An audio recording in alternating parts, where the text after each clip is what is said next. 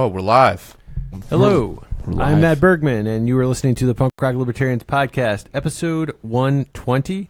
I'm here tonight with Jared Schneiderman, Yo, yo. Logan Dahl, What's happening? Alexis Schlegel, What's up, man? and Jay Wagner. It's Kyle. Kyle okay. Wagner. Kyle Wagner, all folks. day to say Oh, that. right, my mistake. I just saw that one group. I don't know. Yeah. Or was it a meme? Is that a name of a group now? Yeah, it's the name of a group. I'm not a communist. I'm a classical liberal. Jay Wagner seems kind of lazy, though. I'll be honest. Yeah, that's kind of lazy. Someone It made doesn't rhyme. It doesn't really. someone made a really amazing graphic with my face on it over Chay's, and it's like so it's animated, and it's actually like a cartoon version of my face on Chay's face with like Chay's hair and stuff. It's really weird looking, but they did a great. I mean, it's high quality. dude. We were talking about this earlier, just how like off air. It's like, dude, there's this like internet meme, like Yeah. You're what they call a meme lord. a meme. yeah, and it's just like, I know this guy. Like, what the fuck, you know? Yeah. I don't know. It's funny. It's kind of surreal. the internets. Yeah. The internets. Yeah. Yeah, how The you internet, become the so internet many- giveth and the internet taketh away. yeah. Kyle And right now Wagner it's here. givething. I don't know if it's. I don't know what you would say. if Would you say it's thing. sustainable? No, I don't think so. I don't think. Are this your is gonna- memes sustainable, Kyle No. Wagner? Are we gonna have a collapse of meme? No, I think Is there they're. going to be a Kyle Wagner colony collapse of memes? I honestly think they're winding down. I haven't seen as many lately. Yeah, I think they're slowing down a little bit. They're like, once you think you're down, man, next thing you know, like these memes just crop up out of left Yeah. field. Memes are really eternal. Yeah, they never end. They never end. Yeah. Yeah, man. So Kyle, man. So you were telling us like you had like a weekend excursion. Yeah. Yesterday, I went tubing at Harper's Ferry, which is a popular thing to do in Maryland. You lay on an inner tube and float down the river. And I met up with some people that I met online through Meetup. And Is this group licensed? yeah, the business is licensed and everything. Whoa, okay. So it's like Wait, tubing? It was licensed? It was approved? this was State yeah. approved? State I'm approved? pretty sure you don't need a license to just take an inner tube and float down the river though. Did you have alcoholic Not beverages? yet. You don't. Did you have to show ID? To no alcoholic beverages were allowed. That's as much as I'm willing to disclose about whether there were alcoholic beverages there or Wait, not. There may or may not There have may been. or may not have been. Wait, alcoholic buy Harper's beverages. Ferry or buy Meetup? But this was the Harper's Ferry company. The company that we used. It Yeah. said there was a $500 fine if you had alcoholic beverages. Wow. What? Why? that sucks. Why? Is that some state bullshit? I'm gonna guess So technically that. you're in West Virginia? Or is it like, I don't know. I You mean, know, I've taken like boats down like Shenandoah, like canoes and shit, and like you can drink. Yeah, we So could yeah, talk it about was some, probably like a company policy. yeah, we I could would talk guess. about some like government and like state and like laws and bullshit, but Yeah. you know. Well, the bullshit, point that wasn't so- the whole point of the story. The Yeah. point of the story was so I met these people who were not libertarians, and we went out to a restaurant afterwards, and I drove in front, and then they followed me, and all I had on my car was like one bumper sticker that says libertarian. That's all it said. And so they were like talking about it in their SUV, the five of them, trying to figure out what that was. Some of them kind of had an idea, but after dinner, they kind of like confronted me. Like they're like they wanted to talk about it. They're like, "What does that mean? What are you? What's that all about?" How'd it go down? What did they, Well, this is where like I think it's important for us to all kind of be on the same page with how we describe the philosophy because dude, don't tell me how to explain. What Yeah. you're All right. All right. Well, I'll tell you how. no, I- you don't how know. I You don't know explain me. it. No, but I mean, yeah. how did this Right. conversation come about? Because it come, you know, you all gotta- from a bumper sticker, and that's my Okay. point. Is that But sometimes how did they open up to you after they saw this bumper? they were sticker? just like, what is the libertarian? What does that mean? Oh, okay. You know, It's so very innocent. and then I had to sort of explain the philosophy, and Whoa, then man. then So they you were started the grilling gateway me. drug.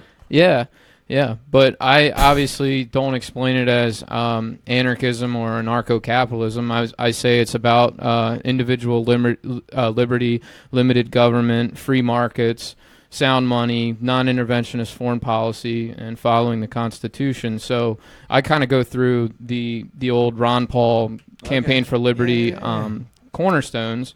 And that's sort of in brief how I explain it. And then I say it's like It's a good gateway. It's a gateway, and I'd say like a lot of things that we're used to government doing would be privatized.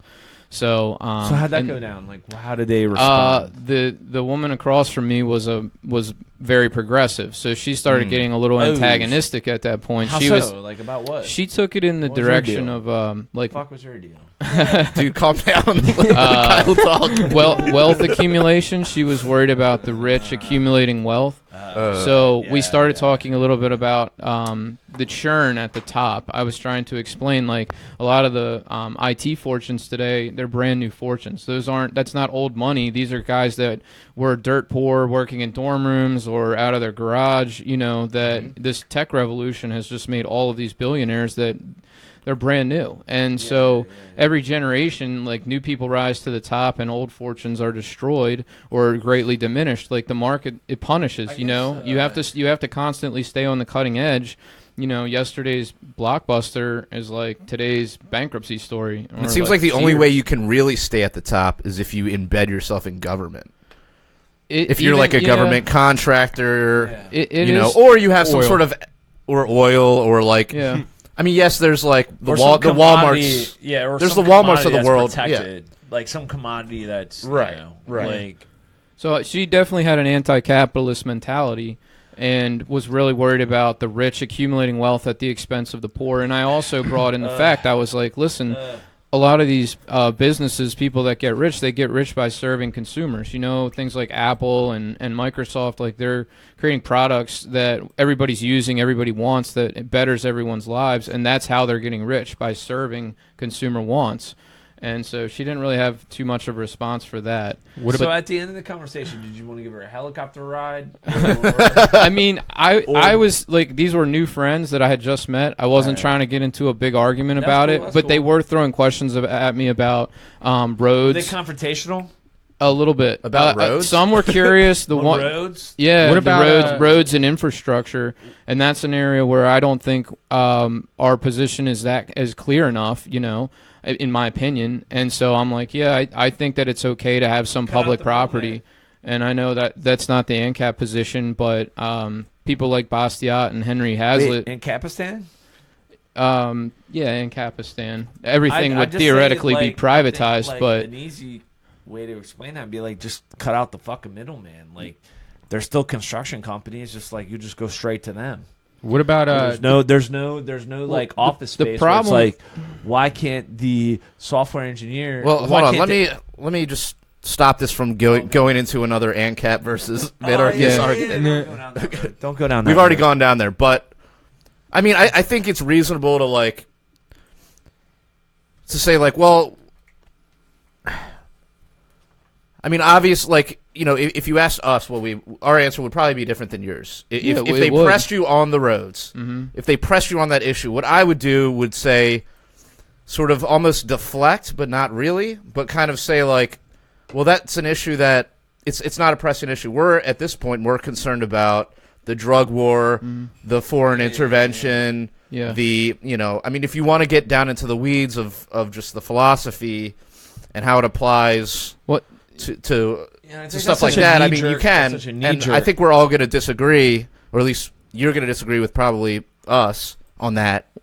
I'd like to have all bases covered, and that's why I think it's important to be able to address any question that someone has and to not waffle on it or not trying to deflect, but actually have an answer for it that people can say, okay, that's where you stand on that. And so, you know, I take the position of public roads. I understand private roads work in, like, you could have a highway with tolls or a private bridge or something, but with local side streets and stuff where there's a million access points, I'm really not fully clear how the completely private roads will work. So I don't take that position on it, and that's just how I do it. I'm like, right. I mean, don't get me wrong. I'm not suggesting that you just completely dodge the question. Yeah. All I'm saying is, you know, given the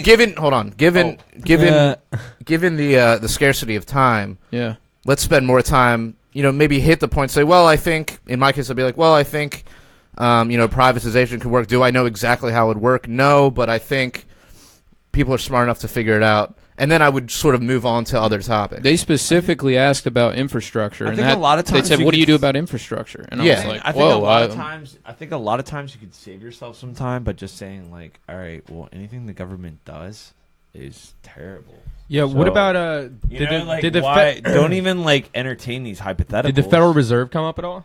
No, I didn't get that deep into it. I did bring up like the drug war, the non-interventionist foreign policy. I mentioned that, civil liberties, because I knew I was talking to a bunch of progressives, and they were concerned with gay marriage. They talked for a short conversation. They were getting pretty deep, pretty quick into all these different issues. At the end of the conversation, what did you take away from it?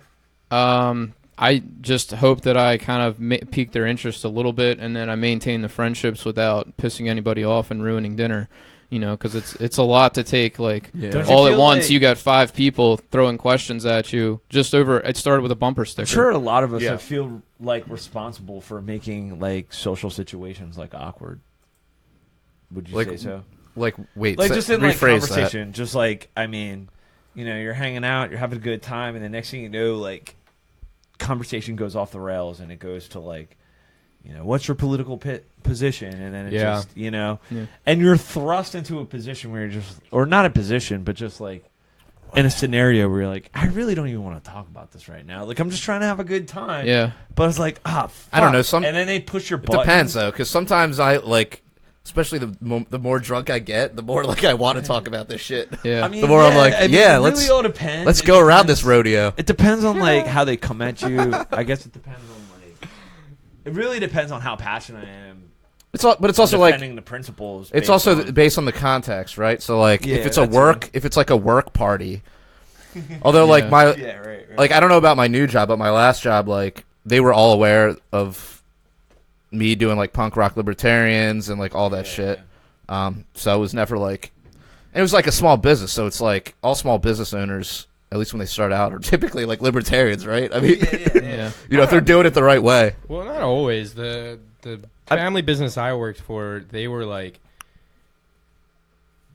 I wouldn't say diehard Republicans, but he was very, like, all of them were very, like, super excited. His fucking mother walked in wearing a Donald Trump t-shirt the day. Well, I don't mean literally like libertarians. I mean like they're against like regulation of business. They're against like all the obstacles that, especially if you're a business owner in Maryland, all the hurdles that you have to jump over to even get your business started, let alone keep it in business and have to keep up with all the tax code and the regulations and all that shit, red tape. They understand the economics, and maybe that's what I was like getting at. It's just like having that's a also the other conversation thing. with everyday people. It's like kind of conveying what libertarianism is, like conveying the philosophy to people we encounter on a day-to-day basis. Yeah. It's an elevator speech, and like you've got to be ready for that. If you have any kind of libertarian stuff displayed, people might say, "What is that all about?" And it's like, "Give me your 2 minutes spiel. What is it?" And I deflected twice. I deflected on abortion. I was like, we're actually split on that. The party position is pro-choice, but there's a large portion that is pro-life as well that actually wants to get the platform changed. So I said it's just very controversial, just like it is for the rest of the country. And so we just moved past that.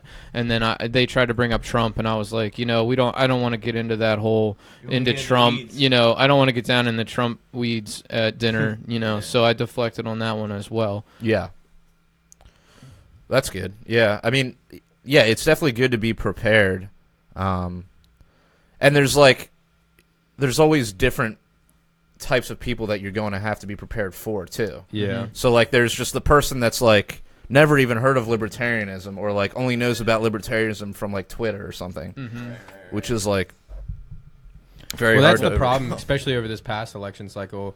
And Gary Johnson did get a big lead in it, but a lot of what both sides did was write him off as the pot candidate because he took that position, but that was not. Mute your goddamn phone. I got it. That was I forgot what I was saying. Gary Johnson. The pot candidate. So because that was a position he took, so that was the only one people focus on. They'd be like, man, anybody voting for him, the only thing they care about is weed. How can anybody take him seriously? Was something actually somebody said to me once. They didn't know that I was like, because I don't have bumper stickers. I don't have, and I mean that's nothing against you. I just don't have that, like, any stickers or anything like that. So they didn't necessarily know I was. Dude, you don't like my bumper sticker, Logan? You mean you're not like Bergman that just tells it? That's like the first thing he says to everybody that he's a libertarian. He just sits there. He looks like he's about to pass out, and he's like, "I'm a libertarian." Yeah, but that was what they did. They would write him off, and so nobody takes him seriously. And they didn't listen to everything else he had to say. They just wrote him off. Like, all that guy cares about is smoking weed, and obviously he was. Well, he was in the business of it too. So. Well, the media is also like in the hands of the establishment. So absolutely, it's the only time they gave Gary Johnson any sort of publicity was when he fucked up, and then then of course they were all over it. But they weren't about like his strong stance against the wars or his strong stance against the drug war. And the thing is, it's come down to a local level too. They talked a lot of trash about him on 98 Rock when they were talking about it. Like, it was right after the Aleppo thing. They were like, "Man, this guy doesn't even know like where Aleppo is." Dude, like, motherfuckers that everybody Rock don't even know where. Yeah, exactly. It's like, exactly. Well, they said that, but everybody's argument was It's called cunts or cucks. Oh, either way, it doesn't matter. But like people that listen to that shit, Dude, yeah, god you damn. still listen to that radio. You still listen to a radio station. It's 2017. Dude, it's most of the people that were making fun of Johnson didn't know about Aleppo themselves 24 hours prior to hearing about the gaffe. Their response to that was that they're not running for president. Yeah, they're not running for president. But I mean, look, dude, my it's response definitely a to fair it was, argument, but I mean, if you just look at every candidate that was running, I would prefer a candidate that doesn't know where Aleppo is, that isn't going to bomb Aleppo, to every candidate that, well, let's see, Trump's already bombed. How long ago was that? We should move on. Yeah, but I mean, it's unfortunate. Yeah, they called him. I mean, it is unfortunate. But goddamn, you you have to know how to handle those things when you're a candidate and somebody throws you a curveball. If you don't know, you have to be able to deflect it without just coming across as stupid.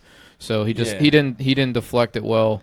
He was off. He was riding his bike the past couple mornings prior. I was more concerned with Gary Johnson and like Ron Paul's. Like he kept a date with like what the fuck's going on, so he could like take current news and like give the libertarian response. Where Gary Johnson, I think, was just kind of like, oh hey, I'm training for whatever the fuck. Like I'm not really paying attention what's really going on in reality to come up with like a valid libertarian stance and viewpoint on current situations. Do you think that's something if they gave that question to Donald Trump before Johnson, you think he would have fucked up too? Well, he's an idiot too. Like they would have gave him a softball question. Yeah. But they gave a curveball question to the obscure candidate that was trending. You know what I mean? It's just like typical mainstream, like that's what they do.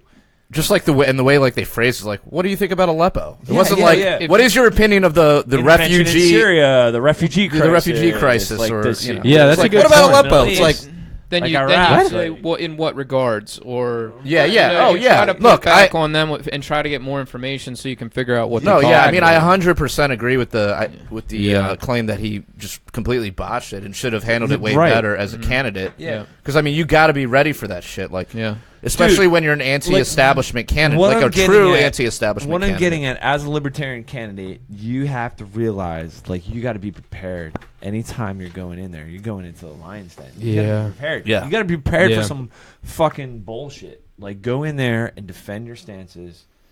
Fucking like own that shit. And I know, like, get in there. And I know, like, both of you sort of have your qualms with Arvin, but you have to grant that he is very prepared when it comes to answering shit. You might not agree with his answers, but he does. He's not sitting there waffling. He had something to say pretty much everything we toss at him. And he can defend his positions, and I appreciate that. Yeah. Who is that? Arvin Vohra. He's the vice chair of the no, don't get me wrong. Like of the Libertarian National Convention. The fact that he can he's been on the podcast. The fact that he can defend his positions and he can articulate, I appreciate the fuck out of that. Yeah. I just think sometimes as a Libertarian vice chair, like some shit he should not be delving into. You know what I mean? Like, dude, like you're kind of He's offending people. You're dividing people that otherwise would be your allies, you know. And well, I mean, don't you respect how principled he is? No, that's the thing. I respect the fuck out of his principles. I'm just saying, like, just not the best tact. Yeah, that's what I'm getting at. Okay. So sometimes what I'm saying is like, sometimes you got to stay in your lane. And like I'm just getting at, use turn signals. I mean, but can you at least agree that Arvin Vora is like 100 times better than Bill Weld? Oh, most definitely. Okay, that's good. Okay. No, I'm.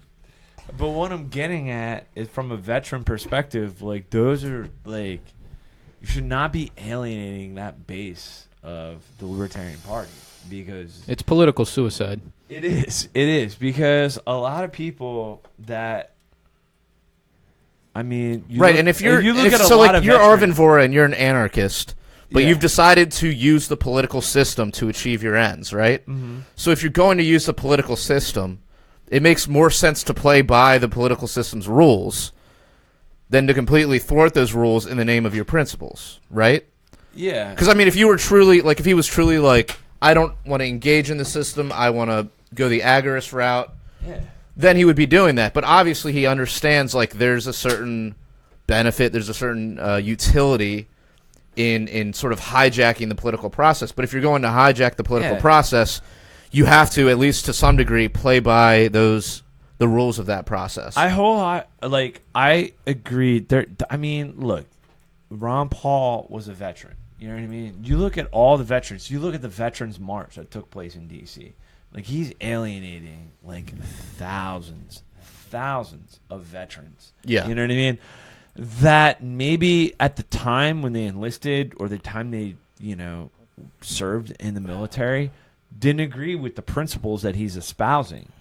And a lot of people come to those at different times in their lives, different, you know, not everybody comes to libertarianism, you know, like everybody else.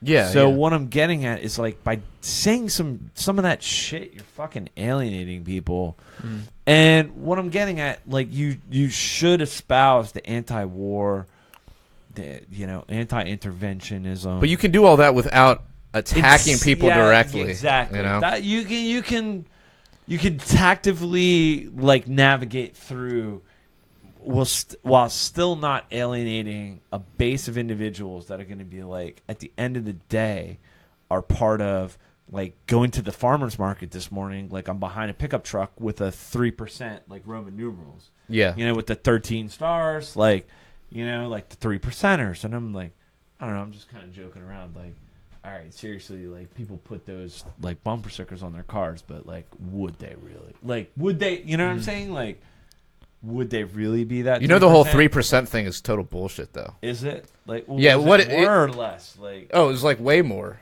Way more? Yeah, okay. It was like something like 20% of people or something ridiculous. Okay. Like, well, I mean, that's the thing. But anyways, so I'm kind of like that whole myth. I'm kind of like, yeah, would they really? You know what I mean? So that's what I'm getting at. It's like some shit like that is very divisive. Yeah, you know what I mean? And we need to reach out to and connect with more of our allies and just kind of like, it's just better to talk about ideas than to talk about people. I mean, it's like, even with like cops, like yes, I mean, I do think it's immoral to like be a cop, but at the same time, it's like, let's go after the system, you know? Yeah. Or like, even in like, from Kyle's perspective, like, let's reform the system and make it a more just system than like going after like, all right, here's a crooked cop that did this thing, and here's a bad apple or whatever, you know, whatever the deflection is. It's like, all right, we can focus on that shit, or we can focus on the fact that it's the system itself that is sort of creating these like disincentives to, you know, attract, you know, people who low IQ or, you know, just people who aren't going to serve and protect. They're going to impose, you know, they're law enforcement, like the articles CW. Yeah, the difference between law enforcement and a police officer, right? You know, CW answer officer of the peace. Yeah. So like, yeah, law enforcement, a peace officer. Right. So it's like we have a system of law enforcement. We don't have a system of keeping the peace. Keeping the peace. Yes. Right. Yeah, so I mean, shouldn't we if your nephew is going to tell you that he's going to become a cop or something, wouldn't you kind of wouldn't you kind of shun that position a little bit? You know, since cops, after all, are enforcing victimless crimes, you know, and are taking part in the prison industrial complex. Yeah. So would I sort of shame him out of that? Well, I mean, or at least discourage him from doing that. You yeah, know, but I would explain. Probably wouldn't want him to join the military either. Right, but I wouldn't say like you're even thinking about joining the police. You're an awful person. I would be like, you know, you're joining a system that is basically the arm of a nearly tyrannical government. Yeah, you know, it started. I picked up a guy when I was Ubering. You're still doing that, man? I am not. Oh man. What about you, dude? Dude, I stopped that shit like months ago, but there's this one guy on Minarchist in my group, Chris Kofer. Yeah, Chris. Yeah. Like he's got some really good memes on you. Yeah, he's one of the better memers, Kyle. Yeah, memers. It was funny because when we did the podcast a couple of weeks ago, and on the meme page, basically on the page of the podcast that you did a couple weeks ago, he was like, holy shit, that's like a bunch of memes that I did, you know? Yeah. When we posted the podcast. But anyways, I digress. But he's doing he's driving for Lyft, and he's doing a whole blog. Oh yeah. About everybody. And he's doing the whole taxi cab, you know, doing a whole just a whole blog about everybody who picks up, and I'm like, that's pretty awesome, you know what I mean? Yeah, that's pretty cool. But do you still do it, Logan? No. I stopped doing it anymore. It's been about a month. It's been months. My shit's turned off. Yeah, same. Do you guys want to talk about McAfee? Sure. I mean, we could. I mean, we're kind of we haven't gone on like a we haven't half got hour the one in, thing and we on the haven't list talked yet. about We're the first half hour thing. in, and we got this whole. All right, so does anybody know the actual full story about this? Nope. Yeah, I read an article about it. Kyle read an article on Liberty Viral. Basically, he's in the hospital. He's stable. He's okay. We don't know the details of the attack. What? Yeah, So he was attacked. McAfee was attacked. We don't know all those details. I just know that he had to go to the hospital, and there's a picture of him laying on a medical stretcher. I saw that. And Where was it though? Was he? I don't know. Wasn't he? He was I don't preparing have that for much detail. He was preparing for a conference, right? Yeah, Freedom Fest. Freedom He Fest. was going to be speaking at Freedom Fest, and so apparently a week ago he posted a picture asking for any information about this suspicious-looking character. It was a picture of him, and then there's this guy behind him that looks very shady. And it was a weird post. He was like, "Does anybody know this man? Who that man is in the picture with me?" So I honestly don't know. His wife was all upset, and she was kind of making Game of Thrones references, saying, you can't just injure the wolf. The wolf's going to get you back, or whatever. All this crazy stuff. Yeah. So yeah, but his life is so dramatic. I think they're making a movie about him. Yeah, they are. Did you guys he hear has that? lived a very weird life. Right. So I'm sure he has enemies out there. I guess he has people that would be willing to try to kill him. Well, he had the Belizean government do that whole thing where they accused him of murder and then extorted him. At least that's his story. Yeah. You know? I mean, he is a real life movie character. Yeah. You know, his real life is a movie. I mean, it could be this guy was related to one of those Belizean cartels or something. Yeah, I have no idea, but I would he love kind of Hispanic. I would love to know the real story. So. Yeah, man. McAfee, dude. The other day, apparently McAfee said if Bitcoin doesn't reach some ridiculous amount, $100,000 in 3 years, he will cut off his own dick on live TV. Oh my God! What? Yeah. This is in writing. I just looked up the picture that Kyle was talking about. That's fucking weird. Yeah, dude, he's creepy as fuck. But he also apparently is. I don't know. He's taken on Google or something. I saw a couple articles about that. Who's taking on Google? John McAfee is. Oh yeah. That was the only thing in the top stories when I typed in his suing name. Google? Or? I don't know. It says something about John McAfee accuses Google of endangering our humanity. Okay. So I mean, I can read it and then figure out what it says. Yeah. Where are you going, buddy? All right. Yeah. Well, that sucks, man. Hopefully he he gets well soon. But that's so weird that like you don't see anything. He's like in the hospital still. How bad is he hurt? I don't know. I mean, I think it's pretty much like breaking news. I just it's saw not, it. There's nothing. There's not a thing on. I saw it maybe an hour before I left to come here, so I don't know if it just happened or how long ago it's been. Oh but, wow. Yeah. So maybe there's no news stories about it yet, but within the libertarian community, it's obviously big news. Yeah, that'd be fucking crazy if like he tried to take on Google and Google's like tried to send somebody out to kill him. Yeah, I don't know about all that. I know. Maybe he had made some enemies earlier in life. I don't know. Could be. Wasn't there some shit that he like they broke into his house or something a long time ago? Like some government. I don't think it was American government. It was the Belize government. It was where? The Belize government. Oh.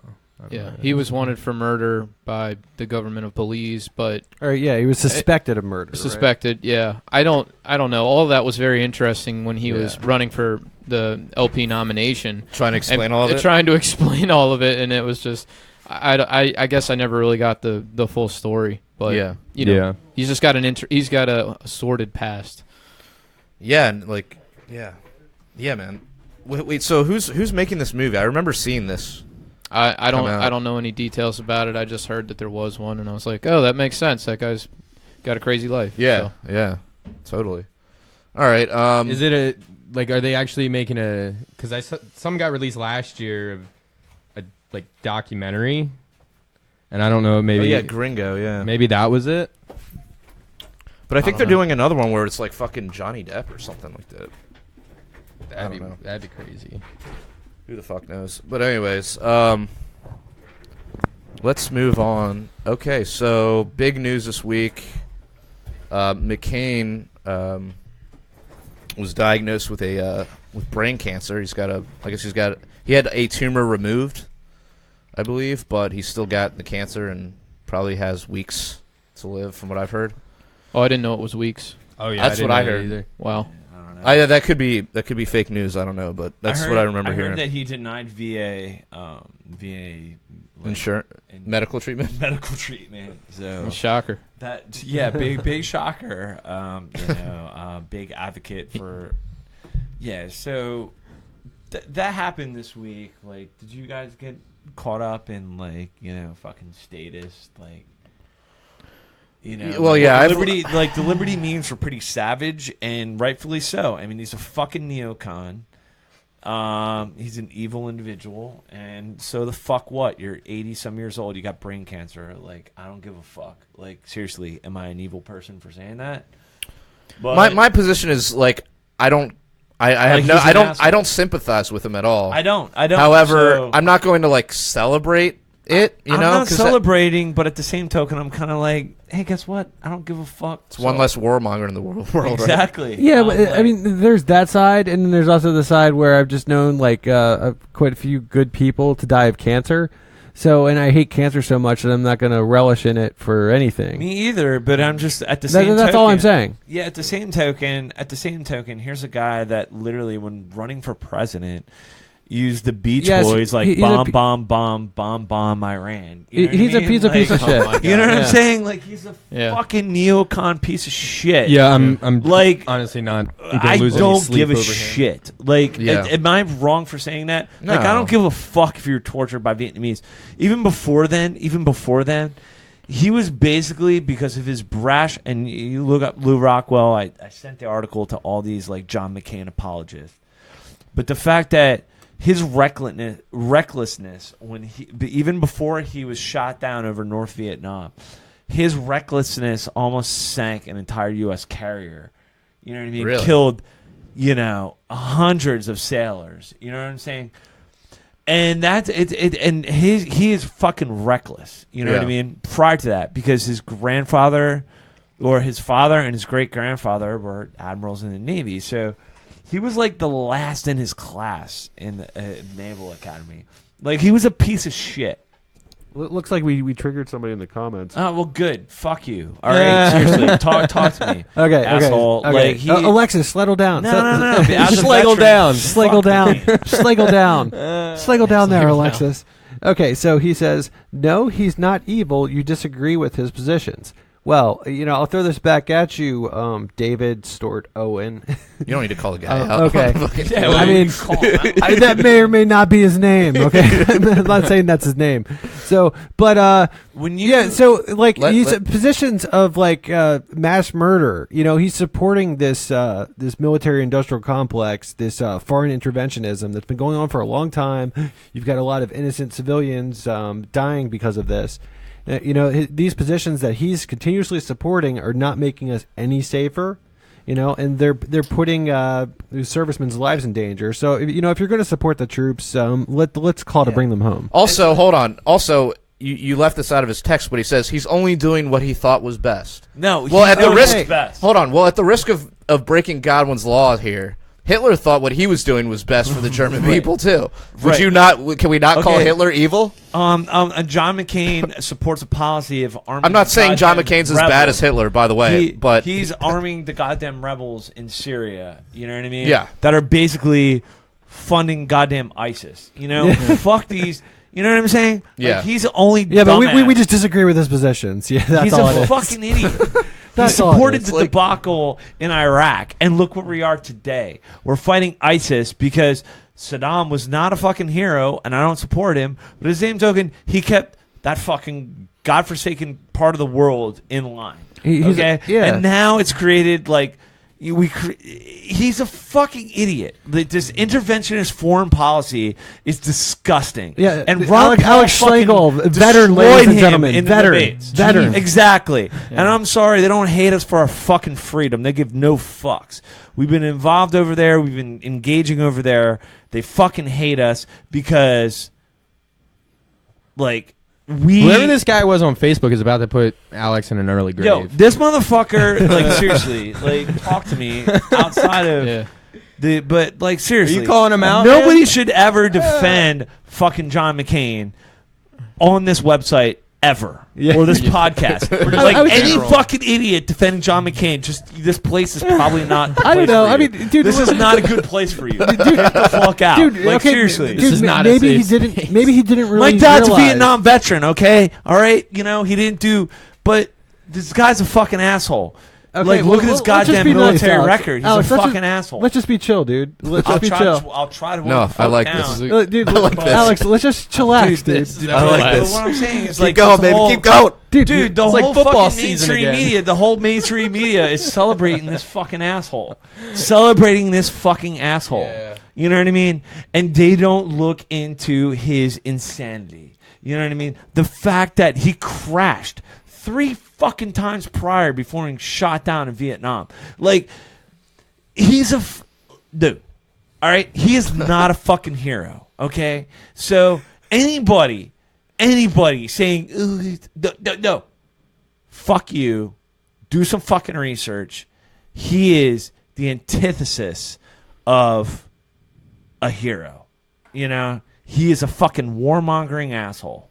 And the fact that, oh no, he's got brain cancer, but he does not want to get VA medical care. Yet he will send my friends, all right, my family across the globe to maintain imperialism, maintain the military-industrial complex, and yet he's diagnosed with cancer. Yet a lot of people that wear the uniform that can't even get basic medical care or fucked up because of his fucking policy, and yet he denies surgery from the VA and is gonna go through his no, fuck you,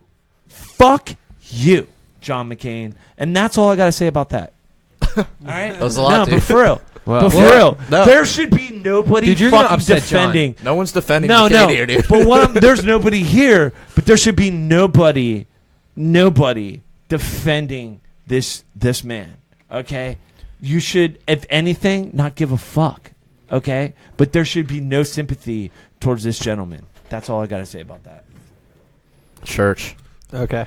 All right. So yeah, another dude on here. We'll reply to some comments. The devil's always in the comments, but whatever. No, fuch these comments. Sometimes comments are fun. Thanks for commenting, folks.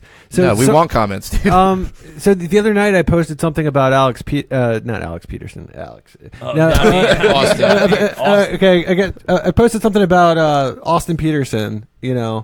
And I can't remember. I think I misspelled his name, and I said, I misspelled his name because fuck him, And like a lot of people liked the post and stuff, but then you had a lot of people that were triggered too, and you had people saying that I didn't like Austin Peterson because he's not a purist. I mean, and it's basically I haven't liked Austin Peterson since before he was even involved in the LP. I didn't like him as an internet personality even. You don't like his personality. Yeah, I didn't like him during the Ron Paul days when I first met him, like 6 years ago in like Arlington, Virginia, like at some house party. Like I was like, dude, like, his comments about his pussy pyramid, and I first met him. I'm like, dude, you're like some bro out of Midwestern, whatever the fuck you came from. He's from Missouri. Yeah, exactly. And then he comes to like DC, and it's like, I don't know, man. Everybody was just like, you just always came off as like an opportunist. Yeah, exactly, dude. He came on as someone that like, I don't think you're genuine. I don't think you're real. I don't, you seem like an opportunist. Exactly, Jared. Yeah, exactly. And I always thought that, in his positions, and that's why I'm like, dude, it doesn't surprise me that he jumps ship and goes to the Republican Party. Yeah, he's kind of like a Wayne Allen Root. I mean, who's that guy? Why even give him? Wayne Allen Root? Like, why even give him? Fuck him. Dude, it's like our own Conor McGregor. Yeah, fuck him. All right, seriously. I know. All we should be talking about on this podcast is Harry Brown. Yeah. And Michael Bednarik. We have a shortage of candidates, quality libertarian candidates. So if you don't like him, we need more people that we do like to run for office. Well, because we just don't have very many people. I think it's happening. I think it's coming. Like I think honestly, like I'm at that point. Well, dude, we need to mobilize because I have some friends that are Democrats. And they're fucking batshit crazy. Tell us about this, Jared. What? I mean, they're not crazy. They disagree. But Alex, I want to point out, there was a time when everybody wasn't exactly as woke AF.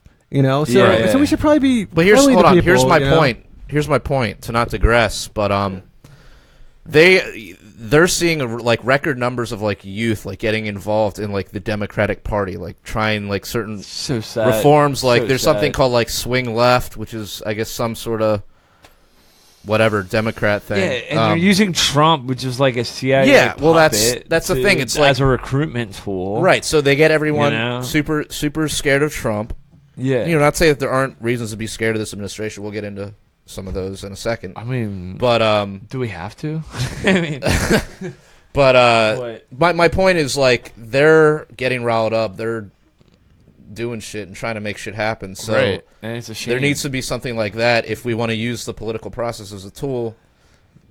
You better get that shit fucking churning up now because that's what I'm saying. I mean, you're already fighting an uphill battle against the two main parties, anyways. But now you're getting it used to be it was pretty much all decided by old people, but now you've got young people getting involved, and which is I guess better than having old people decide shit. But it's still, if they're getting involved in the Democratic Party, it's not going to be good for us, but at the same or a Republican Party for that matter. Really, but at the same token, we also have the social media is already put in place.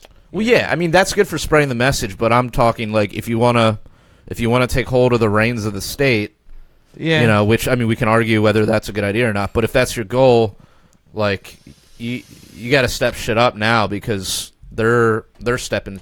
The opposition is stepping their shit up. No, and I agree, and that's where I feel as though a lot of times I realize during the Ron Paul campaign working through conventional political means is very futile, It's like, but at the same token, there comes a time where it's like you might just have to, not only just out of desperation, but just like, look, I need to stand my fucking ground and make sure that these views and opinions are expressed, you know?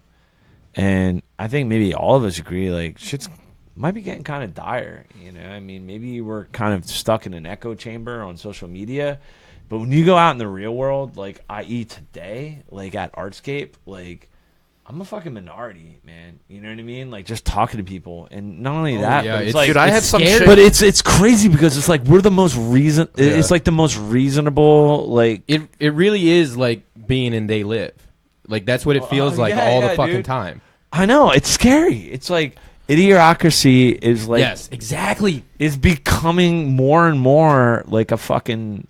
But there's like different flavors of documentary. It too. Yeah. Like there's, you know, the idiocracy, like the direct sort of comparison is like the Trump supporter, you know, whatever. Yeah. That's easy. That's low hanging fruit. Well, I think then you have. I'm sorry, I didn't mean to cut you off. No, go ahead. I think it's more. But go ahead, cut Jared off. I think it's more than just the Trump supporter. It's more of like just your everyday consumer. Like, well, that's what it would. That's what it's moving to. But it's even like it's even like the hashtag woke people that are like these uber, you know, whatever SJWs, uber progressive people. Like, I was at Club Charles last night. Oh no, how'd that go? And I mean, I love that bar, man. It's a cool bar. I do. I love Club Charles. And like, so there was this chick bartending. We're sitting at the bar, and we're just kind of talking to her. And then someone like brought up Family Guy, and she was like, "Family Guy is a white male patriarchal." Oh God, cartoon. Dude. It was like started going off. I was like, that's when you like. Shit, I was like, what? Turn around and walk. It's a away fucking from show them. for me to like smoke weed and then go to bed. That's what that show is. yeah. It's like the fact that people give so much credit to like shit that they should not give. Like, yeah, it's like really. Man, you know, it's sad that the fact that.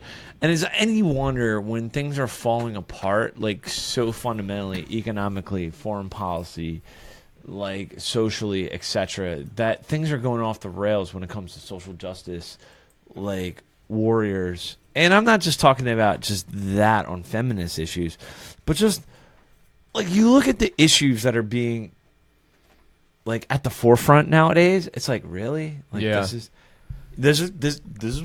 Really? This is what we're fucking talking about? Yeah, like the literally the most arbitrary shit. Like, yeah, they it's care about that stuff though, you know. And and to them, like, and it's shoved down your throat too. Well, you said They Live. Like, I think every political ideology sees themselves as under attack by everyone else who doesn't agree with them, you know. And the left feels under attack by nationalism, by Trump, by the alt-right. They feel like this is a real threat. They feel like the walls are closing in. So it's like they feel the same way that libertarians often feel.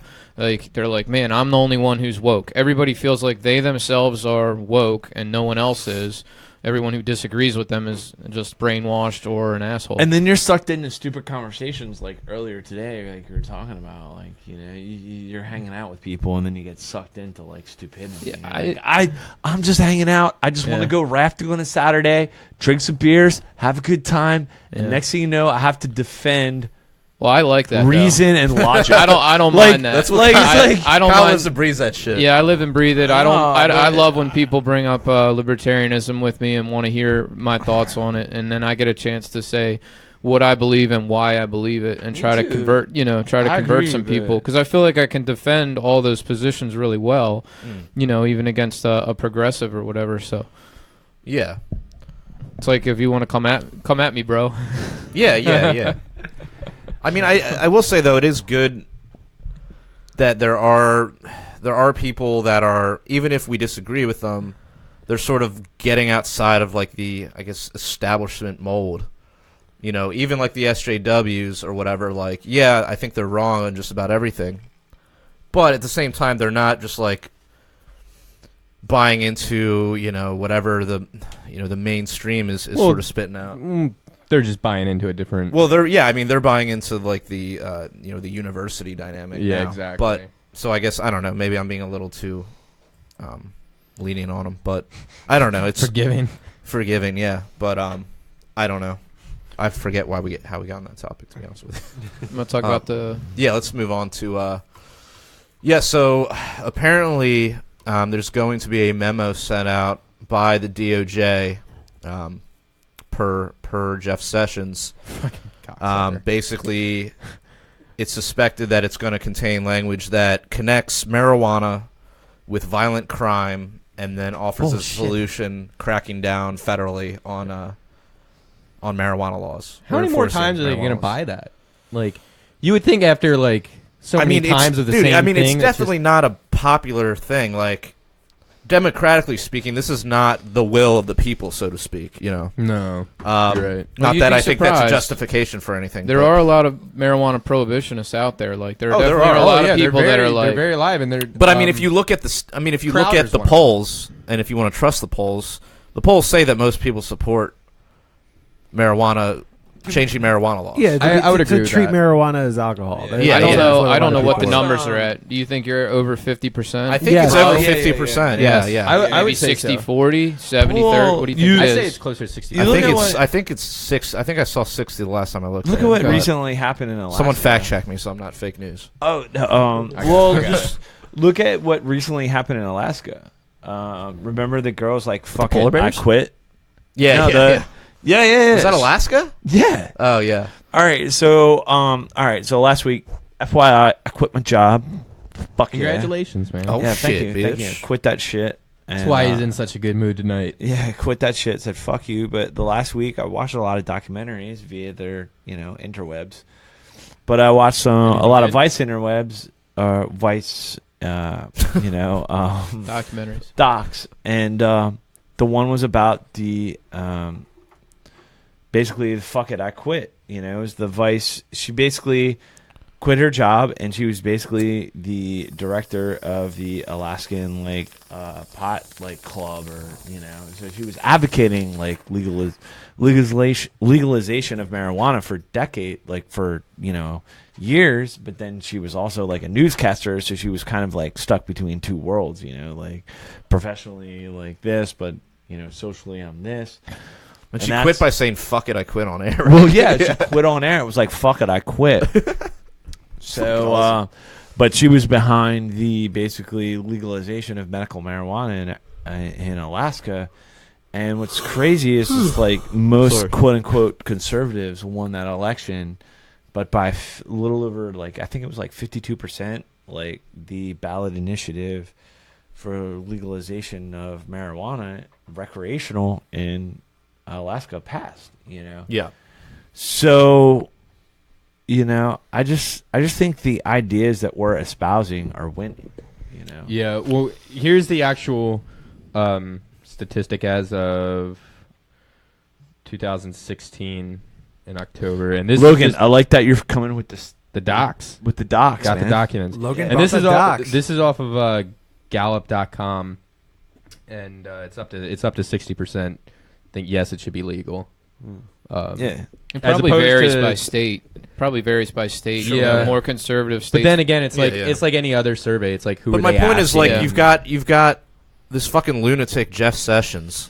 Yeah, who's essentially going against the will of the people. Exactly. Yeah. And obviously doing super immoral things by locking people up from gesting plant substances. Yeah. And there's no evidence that links it to violent crime. This hasn't been produced. I haven't seen this. In fact, I've seen it actually reduces violent crime. I've seen it actually reduces opiate addiction and has all sorts of other benefits. And we could talk about opiate addiction. Holy shit, man! I watched these documentaries this past week about what we're doing over in Afghanistan, and just the fact the opioid exports from Afghanistan since the invasion. Yeah, and then you see what's going on in Baltimore. You know what I mean? And then any motherfucker that wants to come at you with is it true that U.S. soldiers were actually getting paid or getting ordered to defend poppy plants? Well, I've seen conflicting reports on that. So based on the documentaries I watched, is basically there was tax programs that basically subsidize farmers to not grow poppy. To not grow poppy. To not. You know what I mean? Granted, this documentary was a Russia Today documentary, but the fact that it's really fucked up. You know what I mean? The fact that there was like local nationals on Russia Today basically exclaiming like, oh, the Americans have like, 18, 20, 30 acres over there, and there's planes coming in and helicopters. You know what I mean? Like, it's like the CIA, like. It goes back to Rick Ross. Here we go. No, it goes back to. Schlegel's gonna get us. Are you talking about Freeway Rick Ross? Freeway Rick Ross. Dude, watch out, Kyle. Yo, and mind you, Rick Ross has played in Baltimore the other night. Scooch away from him. Fake ass motherfucker. Yeah, like Rick Ross, like fake ass gangster ass rapper who was like a penitentiary like guard. Fuck you, dude. Was he? Yeah. He was like. Yeah, I think I remember. Yeah, dude. Fuck that, dude. So he takes the identity of the real Freeway, like Ricky Ross, who was basically buying cocaine from the CIA in L.A. So fuck that. Like, you know what I mean? Like, I think the Fed should respect state law on it, and if a state legalizes, they should back off. Actually, the whole federal war on drugs should be abolished. Yeah, it's not in the Constitution. Exactly. They pushed it through, earlier in the century, in the 20th century, and the whole thing is a complete disaster. I don't have to tell you guys that. I mean, like HBO, like that. Oh man, the what's the series? The HBO. It's fucking amazing. The Wire. No, not The Wire. Yeah, The Wire. I mean, that was an HBO show. But Boardwalk Empire. Like, you know what I mean? So you got The Wire. The Wire is, like, hands-on. I mean, fuck. Like, we live in Baltimore, you know? Like, that shit's real. Somebody was telling me, though, that David Simon's, like, a huge statist. Like, it's weird. Like, I think he's a social democrat, I think. Yeah, he thinks, like, he probably in his mind, he thinks, like, What? That's the thing that, well, no, these fucking uber liberals, like, they're fucking retarded. They think, like, in Baltimore, like, oh, by the way, like, they think, like, oh, if you're caught with a firearm, you're going to do a mandatory. Like, right now in Baltimore, if you're caught with a handgun, you're an unregistered handgun. Right. You're going to get a misdemeanor. You probably can get off. You probably don't have to do jail time. So they're trying to pass this law in the city council, like if you're caught with a firearm, you're going to do a mandatory 1 year as a felony. You know what I mean? Right. So, and what we were talking about before is like this is like a socioeconomic discriminatory law because the people, the people that are going to get caught by this are going to be the people that are living in the most impoverished parts of Baltimore. Yeah, there's which are the people that need guns the most because they're the ones who have gangs living in their neighborhood. There's 60, 70, 80-year-old grandmothers that go to farmers markets throughout Baltimore dressed in their Sunday finest and are rocking like Sunday best. Like 9 mils in their fucking purse. You know what I mean? Yeah. So you're going to lock up these old, you're going to lock them up. Because they have the wisdom. Keep Granny off the streets. Yeah, it's like, I'm going to the farmer's market. I'm getting kale. And I'll be goddamned if no motherfuckers put 3 bullets in that kale. Right, because exactly. Most of us here, we can afford to like go through all the process of like going through training and all this, but you're talking about people who are probably working like 2-3 jobs. Yeah. And not only caring for like a bunch of kids or whatever it is. So Maryland is like the worst state when it comes to concealed carry. Yeah. It is the most restrictive state. And not only that, it's very restrictive. Like you have to get a goddamn fucking nowadays to get a goddamn fucking permit and pay for gun training and safety classes just to have a goddamn firearm in your fucking house, let alone carrying it outside of where you reside. I mean, it's pretty much impossible to get concealed carry, It is. right? It's impossible. You have to be like a former cop. Right, or yes. Or you need to work a job, self-employed. On a daily basis. You need some serious fucking credentials. It's not happening. So the vast majority of individuals don't fucking pay the money because it's like, I'm going to get denied. Yeah. So they get away with it because you're gonna get denied. You would think with Larry Hogan, he would. Dude, he's a fucking pussy. It sounded like Rick from Rick and Morty. Yo, he's a fucking that pussy. Guy. Yeah, no, seriously, gun. Dude, and all these Republicans that want to apologize for this guy. No, I'm sorry. Like, all you have to do is appoint someone different to the state police, looking at the arbitrary bullshit when it comes to applying for a license to defend your own fucking life, all you have to do is to basically appoint someone new on the state police. Yeah. And he does not do it because he's a fucking pussy. He's a fucking pussy opportunist. He's typical. Exactly. That's why I'll never fucking run as a Republican. Exactly what? because I'm sorry. Because what he is doing. Yourself, do you need a but what he's doing, he's basically denying individuals the human right to defend yourself. You know, the basic human right of individuals in the city that are caught in this cross war of this is like war on drugs that he fucking supports, you know? Like he's all like, hey, we got to get tough on heroin. How about you get fucking tough on the fucking goddamn pharmaceutical industry, motherfucker? You know what I mean? You know what I mean? You fucking pussy. You know what I mean? Fuck you. You're fired up tonight, Alex. No, I'm seriously. That's why I cannot fucking That's why Alex Slagle is running for Congress. Well, I might, but that's why I cannot. I do not fucking cannot defend any motherfuckers that I'm a Republican, but no, fuck you, fuck you. Seriously, you know what I mean? Right. We got 25 people watching. You got to dip out. Yeah. He's got a hockey game, man. He's got hockey, bro. It was a good rant. At the end of that high-quality rant. Yeah, right. Get out of here, you fucking communist. Kyle Wagner. Play some ice hockey. You were banned until next week. Play one of those. See you, man. Yeah, play one of those Canuck sports. Peace out, Kyle. Well, since we're talking about laws in Baltimore, what about that cop? Did we talk about that? Playing drugs? Yeah, Logan, so about that. There's a video that came out of this cop. I don't remember who he was arresting or whatever, but anyways, he's on video. He goes up to this sort of alleyway backyard thing. Someone's shitty backyard in somewhere in West Baltimore or something. Yeah.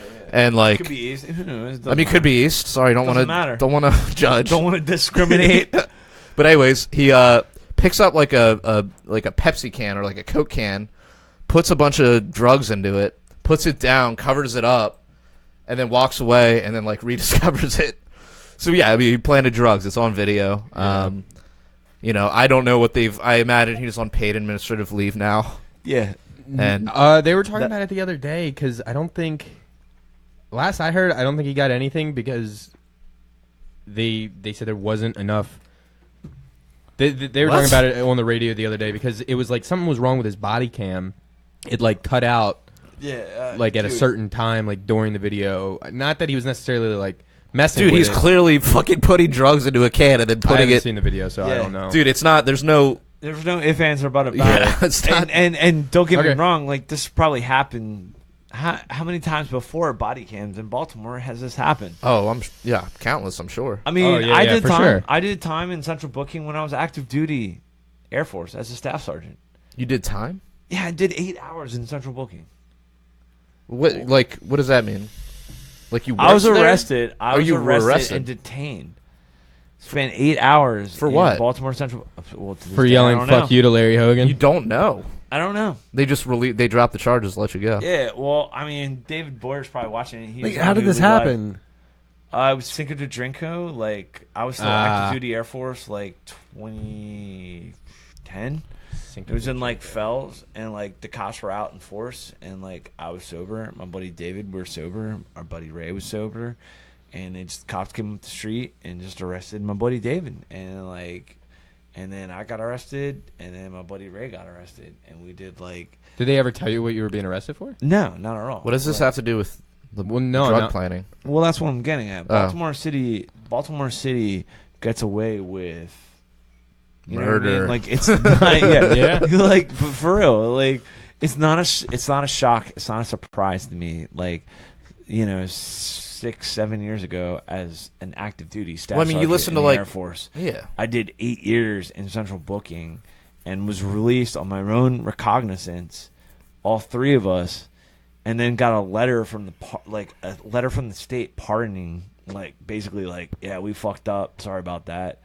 But the fact that Baltimore City could detain me for doing nothing for 8 to almost 10 hours legally. Did you make a fuss about it? Unfortunately, it was all right. My buddy David was checked out. My buddy Ray was like involved in his business, and like I was active duty. I was like ready to deploy to Korea, so I was like, all three of us were kind of like, yeah, we shouldn't make a big deal about this, but at the same token, we're kind of like, we got don't really have time.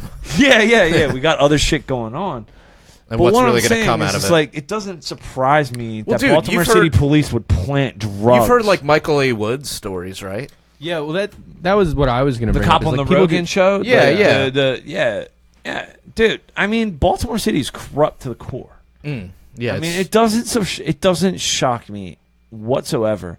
And all these self-righteous assholes that are just like, oh my God, can you believe? Oh, these cops. It's like, that shit happens on a regular basis. So I don't know. Maybe what we should be talking about is like, maybe the whole fucking war on drugs is a goddamn failure. You know what I mean? Like, maybe that should be the conversation. Yeah. Like, how blatant? How much more blatant does it have to be for people to realize like this whole game is fucking destroying us as a community? It's disgusting.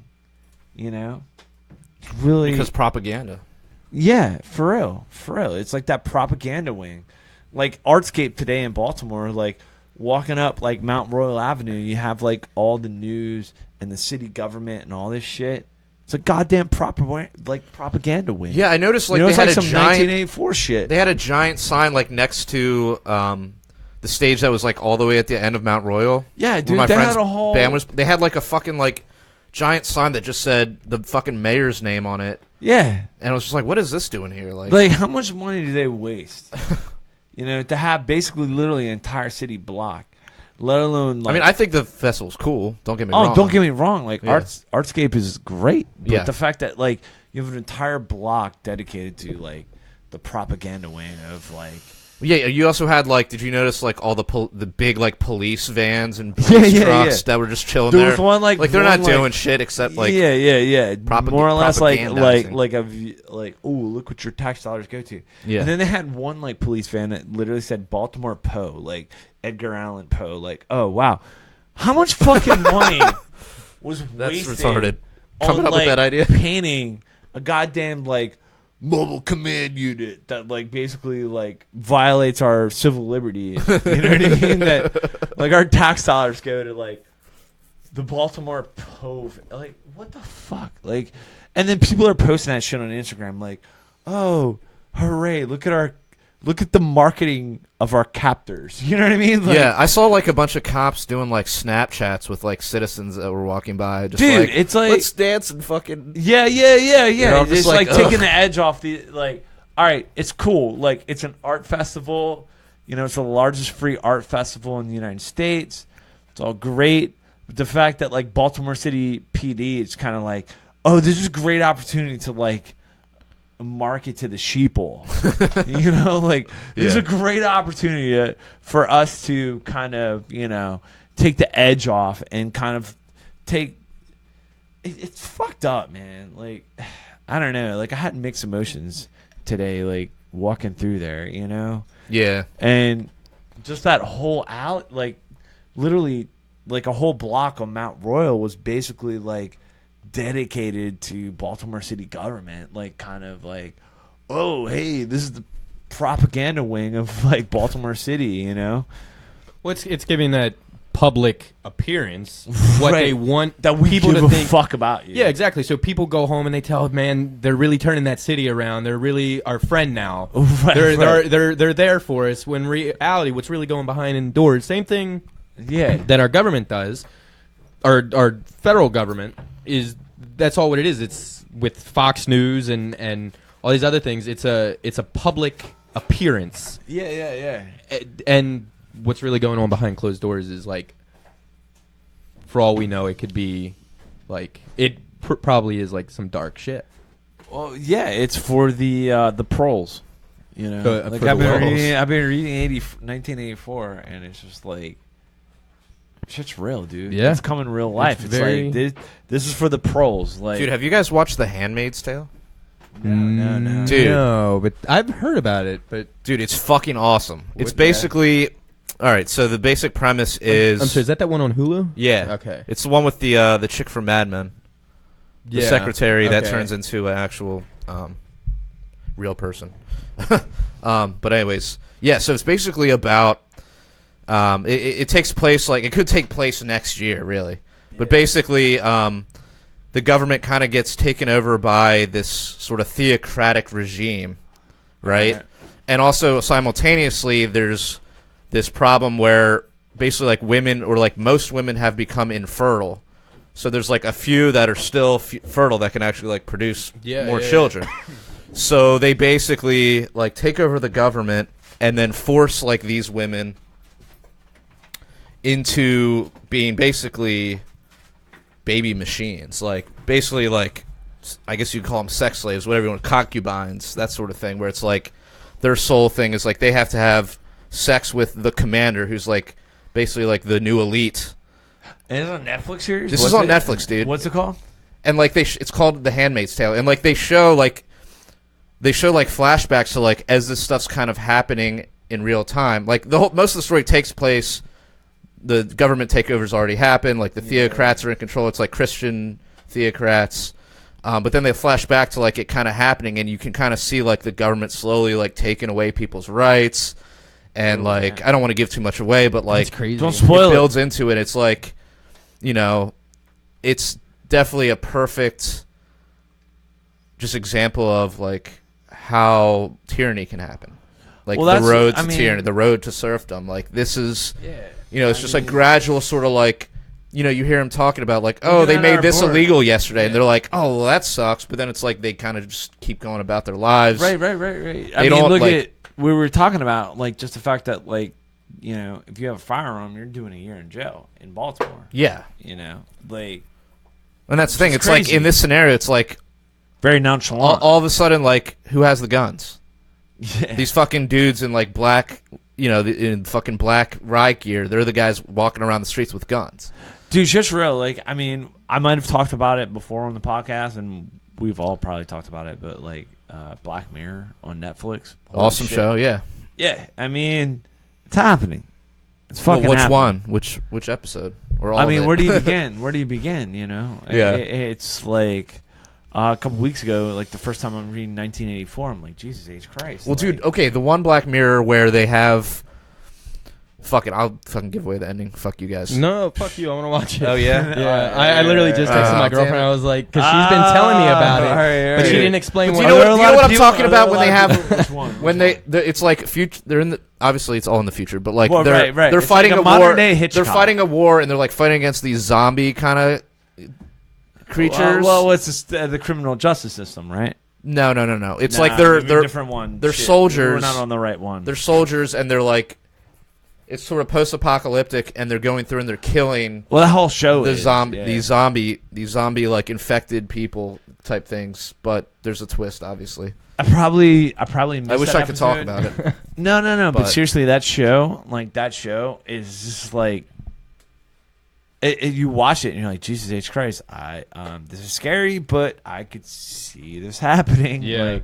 I could see the vast majority of Americans just accepting this as this is normal. You know what else is scary? If you think about it, a lot of things that we have today are because of things we've seen through fiction and entertainment and stuff like that. And Dude, reading 1984, we constantly see that, but now it's reading 1984, that was published in the 20s. Yeah. And the fact is, Jesus Christ. I thought it was published in the 40s. No. I thought it was published in 1948, and he just did... He wrote it in the 20s. I guess it was released maybe. I don't know. Look this up. I'm sure our listeners... Fucking fact check this fake news. Fact check the fake news. But Snopes this bitch. But just the fact that... All right, you wrote that so long ago. It was published in 1949. Told you, bitch. Published in 1949. But the fact that, all right, so 40 years later in the 80s, this is, and the fact that... That was the prediction, yeah. Or it didn't happen then, but reading it, it's whoa, this is a little scary. Yeah. A little too close to reality. A little too close for comfort, Yeah, and I mean, the unfortunate thing is it's almost become cliche to say that 1984 is happening.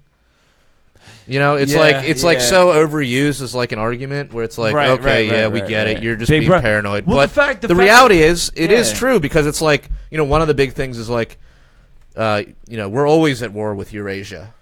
Right. Well, and it's like that's literally what's going on. Like we've been in perpetual war since like the turn of the century almost. You know, right? You know what it is? You know what sank in the most is fucking Newspeak. Well, that too, yeah. Newspeak, case in point. Listen to NPR the other day. They're like, "Oh, what's going on in Venezuela is that the government in power is basically interviewing people that are on like public subsidies, like public welfare, and trying to get their information, right? So they're basically like, oh, you're on public welfare, so sign up for the election. So it's like Big Brother is watching. So NPR is literally using like vocabulary from that documentary that a communist regime is like taking data for those that are like that rely on government subsidies, government welfare. You mean they don't already they have refer that to it as like Big Brother. Like NPR is basically like, oh, some citizens are worried that Big Brother is taking their statistics. Like the fact that like it's used in mainstream, like those terms are used in mainstream media is very scary. You know, the fact that like there's a fucking reality TV show called Big Brother. Well, that's what's disgusting too. Is the fact that people go on these stupid fucking shows. You know what's funny about that? The fact that these fucking idiots. You know what's really funny about that? Dude, I'd go on that show. There's always mad hot chicks. Wasn't that on CBS? Yeah. CBS, what's their logo? Big Brother? What's the fucking all-seeing eye? It's the fucking eye, man. Yeah, dude, that's what I'm saying. Yeah, but that's supposed to be an eyewitness. They're witnessing. The fact that people subject themselves. That's just funny. You know what I'm saying? I never thought voluntarily subjecting themselves to the most private things in their life. Dude, you wouldn't go on that show? Dude, get the fuck out of here. Dude, if they were like, here's $50,000. Dude, get the fuck Dude, here's the thing. For like 4 months or whatever. You would do it? You would do it. After they see this podcast, I don't know how much they make, but if they were like, here's $50,000 for 4 months. After they see this podcast. That's a good amount of money for 4 months of work. Get the fuck out of here. I mean, and you get to hang, and they always have like mad hot chicks on their shows. I'm not gonna lie, they would like to film me for 4 months. I was gonna say after tonight's podcast, they're not gonna stop fucking calling your phone because they're gonna be dying to get you on that fucking show. But I do not want to like. I haven't. That could be quite the conundrum. I mean, would I go through the trouble of putting together an audition tape? No. If CBS approaches you after this podcast, would you do it? Yeah. You're a fucking pussy. You're a fucking sellout. For $50,000? Really? You would do it? All right. Nobody watches that shit anyways. Dude, but would you go out with a bag? Would you go out like first episode? Dude, I would be super. Dude, I just talk about libertarian shit the whole time. I'd wear like, yes, of course I would. All right, so or like a Pardon Snowden t-shirt. Dude, if you say true to your heart, like if you say true. I mean, I'm not gonna like be like talking like, about dude, like I could sell out. Like I don't even know what the fuck. But if you sold out, if you sold out and like went along with the game, I don't think we could hang out. No, like man, if you went along with the program. Dude, no. I'd be thoroughly upset with you. But if you like took the money and was like, all right, I'm going out with a bang. I'm like, but see, that's the thing. They make you like sign all those fucking. Dude, but I would sign that shit and still be like, I don't give a fuck. Be going to jail. You're not going to jail. You're not going to jail. I mean, they would sue you. They would sue you. That's probably right. They're pushing libertarians. We'd be reading that shit. We'd go through that with a fine tooth. No, I would be awesome television. We'd go through that contract like I'd be getting into arguments with people and like. That'd be great television, dude, I would trigger the fuck out of motherfuckers. Yeah. I hope they put some like military, like some fucking like G.I. Joe motherfucker on there. And I just dude, I would rip it up a new asshole. I would take every opportunity just like to like, yeah, exactly, exactly. But I don't know if everybody would. Dude, have you seen Stone Cold's new like reality fitness thing? What's his deal? It's like a weird. It's kind of like a cross. I guess you could call it like CrossFit, but it's like there's like. What are you doing? You're fucking up the joint, dude. Oh, I'm just going over here. I'm gonna go to the bathroom. Oh, but it's cool. There's like different. Like Stone Cold? No, it's like this. It's like this fitness challenge, but like they start off and they're fighting with like it's like two people in like a ring. It's like an octagon shit. it's like two people in a ring, and they have to hold onto a piece of rope, and whoever can like get the other person to let go of the rope. Okay. And they can they can't like kick each other or like punch each other, but they can like flip each other. Shit. And then there's like another challenge where they gotta like carry a bunch of shit. It's like a strongman thing, but like kind of cross where you gotta like run up a hill and like and it's have this thing on your back. So what's this deal? It's on the Broken Skull Ranch, and so what's that all about? Like how is it's just a fucking like competition. And it's like I was just making a point about like yeah. I mean they're like competing against each other. They're all like strong people, like fit people, and that's cool. The fittest person wins. Like they only give him like $5,000 or something retarded. Dude, where the fuck was I? Oh, it was like 3 weeks ago. I was on vacation, and it was like probably the last end of vacation before we took off. It was like we were in like Edisto Island, South Carolina, which is really nice. It's like super fucking chill. But like the last night, I'm like, oh damn, I'm not used to like cable television, so I'm like flipping on the goddamn Learning Channel, and it's like, what the fuck am I watching? Like all television, like all cable, like everything, and I haven't had cable for like 3 years. Yeah, but I throw it on just because out of curiosity, and I'm like, what the fuck are people watching? Like, literally, like. Just the most like horrible human beings that should not be celebrated are being celebrated. You know what I mean? You mean like the Kim Kardashians, that kind of shit? Oh, even worse. Like there's just whole shit. Well, fuck that guy. Were we gonna talk about that guy? We already did, dude. You don't remember going on like a fucking half-hour rant about John McCain? You're drunk as fuck, dude. Yeah, fuck him. But no, well, that's what I'm saying. Schlegel's on a bender, dude. That's gonna be this episode. That's the title. Schlegel's on a bender. No. But it was. Is that the title? No. Schlegel's bender. I mean, I remember talking about it. Bender. But it was basically like this whole show about like so and so's big fat fucking life, and it's about this like morbidly obese. 600-pound life.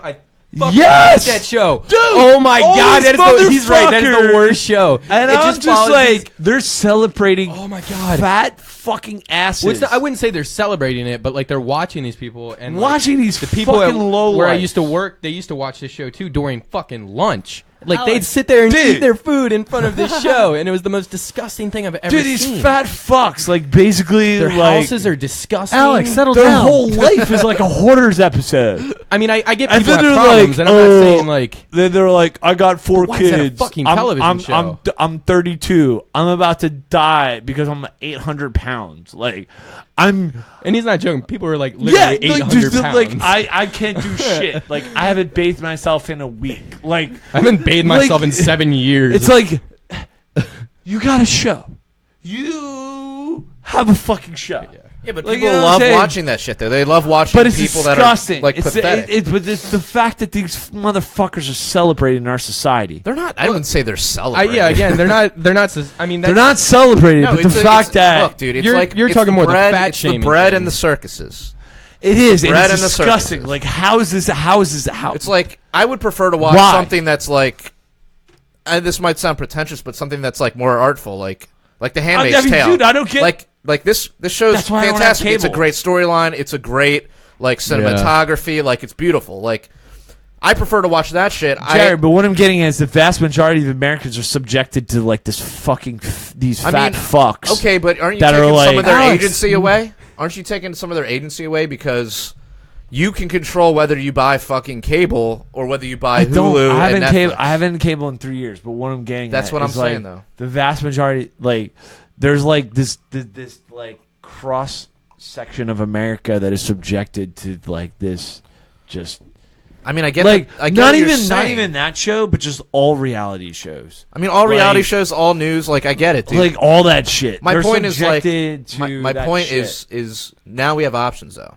It used to be you had. Don't get me wrong, right? Yeah, you only had one option. That was cable. Now you have YouTube, you have Hulu, you have Netflix, so you maybe have that's why it's going the way of Dodo, so maybe I shouldn't pay much attention. Yeah, you're getting worked up about it. The fact that exists though is still troubling. Yeah, I think that's like, where I'm I mean, the fact like, that stuff is out there, that it's and why like, do people watch it? It's just like who gross. the fuck watch it? Like, why would you waste your time? There's nothing entertaining about it. No, exactly. And There's I'm nothing like. Well, I will admit though, it's like you start watching it.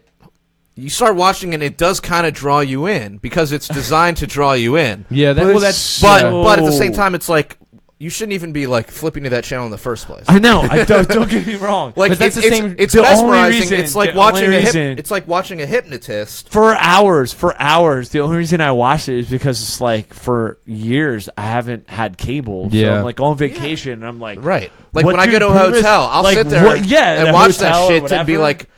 Well, the thing is, I can't even watch it because commercials just get on my nerves. Oh yeah, me too. Like the commercials are like even watching sports. Like I like to watch the Orioles. I like to watch the Phillies. I like to watch the Eagles. Like I like to watch football. But even the commercials just drive me fucking nuts. Yeah. Well, that's why I do the only way I fucking can watch, Red like, Zone. sports now is I got to be with a big group of people that'll distract me from that. Oh yeah, dude. But even then, commercials. Like look at ESPN. Dude, I for like football, I do Red Zone. Dude, I don't even like watch Ravens games anymore. I just do Red Zone. How fucking terrible has ESPN become? Like it's like the social, like the SJW network for sports. Well, yeah, they like fired a whole bunch of people. Well, yeah, because I think it was getting too bad where they were like, all right. Well, because they took on these stupid contracts at the NBA. And they're dumb. They're a dumb business model. Like ESPN's dumb. They're dumb. Yeah. But you hear that, ESPN? Schlegel's coming for you. You're fucking dumb. It's horrible content. Your content is horrible. It's no different. And it's social justice bullshit. It's not like, what are the scores? Give me the bottom line. Give me some backstory. Where's the sports analysis? It's all from this fucking SJW bullshit. And then all their all their actual analysis shows. It's all racist and politics shit. Well, it's racist and politics, and it's like fucking asshats, like fucking idiots. Like what's his name? Colin, or not Colin? Kaepernick? No. The fucking the First Take. Who were the First Take guys? Stephen A. Smith. Fuck him. Stephen A. Smith and what's the other Colin guy? Coward. No, not Colin Coward. Colin. Fuck all those motherfuckers. The dude who like got into it with T. Suggs. What's his fucking name? Whatever. Fuck him too. Fuck that guy. ESPN. It's like shock jock. It's like sports shock jock shit. Exactly. It's dumb. Basic. It's just like they're trying to stay politically like I want to hear. But the problem is like I like to read like I'm into like fantasy sports. So like I like to read like in-depth analysis. And, breaking down. Like I never heard the term BABIP before I started like getting into fantasy football or fantasy baseball, right? So the week before I got fired from Roberts, I was like, fuck it, you're going to stick me in the store like for a week? All right, cool. I'm just going to watch documentaries all day. So I was watching like Vice documentaries about like athlete, like real in-depth shit. Like, yeah. You know? And I'm like, wow, this is great. Like just where'd you come up? Where you're from? Tell me your story. Where you're at. What's your motivation? To be fair, though, the 30 for 30 documentaries are pretty good. Dude, don't get me wrong. I love 30 for 30. They're great, and that's maybe the one. But ESPN fucked up getting into that whole social justice bullshit. You know what I mean? And not only that, but then it's like, oh, you took on this stupid NBA contract, and then you got like NBA All-Stars that are basically like, yo, the WNBA is awesome. No, you don't give a fuck. Like the WNBA is garbage. You do not want to watch women playing basketball. Oh damn, dude! Like I mean, like, that's a fucking hot take. No, but it's true. It's true. Like it's some people do. No, like yeah, maybe. But the ESPN took on these like stupid contracts. They took on this dumb shit, and then it's like, all right. So now you got these NBA All-Stars that are like trying to say like, oh hey, cool. During the summer when I'm on a yacht with like a million bitches drinking like champagne, like, oh, I really like watching like the WNBA. They don't give a fuck. You know what I mean? It's so fake. I mean, it's so obviously fake. Dishonest, yeah. Exactly. That's what I'm saying. It's like it's all. I don't know. It's man. all like shock. It's all like shock jock. Like, you know, and it's so just disingenuous because it's like I listen to local sports talk radio. And they just latch on to bullshit and just run with it, just to, like for ratings. It's not real. It's not what people care about. It's just they're latched on with that whole social justice like leftist agenda. Well, personally, I don't care for any sports, like watching stuff. Well, you like sports ball. That's cool. But I like the movie Basketball, and that really shows, I think, why I feel how I feel about sports. Like, dude, but I'm as a libertarian, I like sports. You know what I mean? Okay. I like Is that sports. your actual libertarian what's the stance? Libertarian position on sports? Exactly. I'm just saying. Exactly. I don't You didn't know. answer the question. No, well, Alex, let Bergman talk. Alex. He talked a lot. Alexis, settle down, dude. Yeah. I'm just saying that, I don't think that I would have any sort of like partiality to like male basketball over female basketball. As far as watching, I would say I probably would rather watch chicks play basketball. Well, me too, because it's more fundamentally sound. It is more fundamentally sound. It's more fundamentally sound, but you don't have the slam dunks, the physicality of like the male. Yeah. The male. What version I'm of getting sport. at is I hate the forced fakeness. That's what I'm getting at. It's just like, what do you mean, like the forced fakeness of the guy who acts in like the fucking yogurt commercial? No, you know what I mean? It's like everything. Like agendas. They're trying to promote a fucking show. How many commercials are there for other shows? I mean, do you really think it's an agenda? Bergman, his point is like look at how many things. Controversy where there's not a controversy. They're trying to push. Yeah, they're trying to say like people don't like the WNBA because they're sexist. When the reality is, people don't like the WNBA because it's not exciting to watch. Right. Because they're not fucking driving up the center of the lane and like throwing an elbow and then slamming the ball down. Like they're doing cool stuff. And if you really appreciate the sport and like the fundamentals of it, you probably could get into like women's NBA. Yeah. Personally, I don't really like NBA that I'll get into the finals and like the playoffs, but like I don't honestly, give a fuck otherwise. I played basketball my whole life. But like and football, I give no fucks about the like NBA. football, I wouldn't want to watch women playing football probably. No, except for like lingerie. Lingerie, yeah, that's a good point. But no, that's very sexist. Yeah. But anyways, like I just. But you're not gonna have like super hard. Although I don't know, dude. Some of those lingerie chicks, they can fucking play. Well, yeah. I mean, so I don't know, but what I'm getting at is like I really don't like social justice being implemented into sports, because next thing you know, you have basically like this cross gender like. Yeah, she was. Okay. Here's something that like when you're coming to competition, like how many stories have there been coming out about like, yo, you were like the worst male athlete and you cut your dick off, and next thing you know, like, you know what I'm saying? You're winning. Yeah, like you have like that's some serious like. I'm a sports fan. I don't like. Hey, that's cool. Like.